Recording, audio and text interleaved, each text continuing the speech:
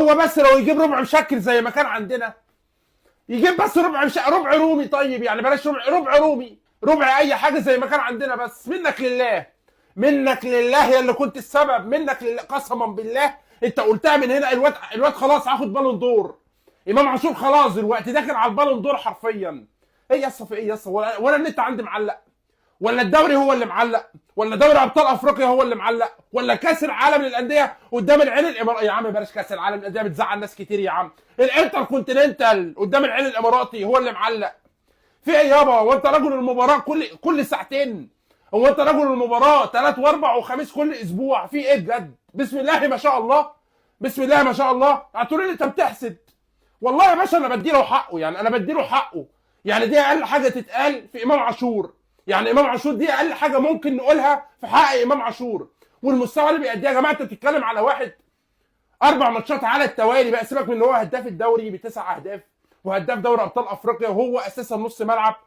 الراجل يا جماعه جايب في الدوري 9 اهداف، وفي دوري ابطال افريقيا هو هداف هو هداف الاهلي وهداف دوري ابطال افريقيا.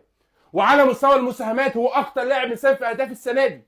الراجل بقى على اخر 4 ماتشات، اخر 4 ماتشات جونين في جون في جون في جون، 5 اهداف في 4 ماتشات. انت ناوي تعمل ايه يوم السبت؟ بجد والله قول لي ناوي ايه؟ يعني انت ناوي تعمل ايه يوم السبت؟ ما علشان كده انا عامل حسابي ما تجيش. الافضل في القاره بلا منازع، ده الافضل في القاره بلا منازع، مفيش حد يقرب مستواه. الراجل ده مقفل اللعبه، باقي له حاجه واحده بس، ان هو يجيب ربع مستواه معانا. الراجل الاعلى مساهمه السنه دي مع النادي الاهلي ب 18 مساهمه. الراجل في 23 ماتش 18 مساهمه، 13 هدف وخمس اسيستات. انا مش عارف امام عاشور ناقص يعمل ايه تاني عشان ياخد بالون دور. انا بتكلم بجد ما بهزرش. الراجل ده يا جماعه حرفيا اعلى واحد في القاره بلا منازع، بلا نقاش، بلا جدال. اخويا ترامب، اخويا ترامب ايه؟ عم ترامب يا عم، انت اسمك ترامب. انت مش كنت ناوي؟ انت مش كنت جاي تحارب؟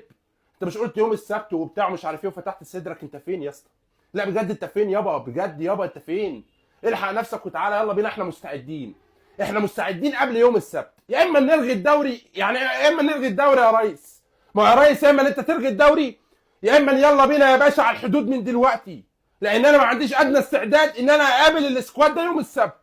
لا 6-1 هتبقى 8-1، والواحد مش هنجيبوه في نفسنا. انا بتكلم بجد ما بهزرش، لان اللي بيحصل ده مش طبيعي ومش منطقي. ما تقنعنيش ان بالاداء اللي احنا بنأدوه والالحاد الكروي اللي قدام بتروجيت النهارده ده احنا هننزل قدام الاهلي نبلع 4 بس. لا، هي مش هتبقى 4 بس، هي هتبقى 8-0، مفيش واحد. يعني الواحد اللي احنا كنا بنجيبه هنجيبه في نفسنا. يا اما تبقى 8-0، يا اما بالواحد هتبقى 9-0.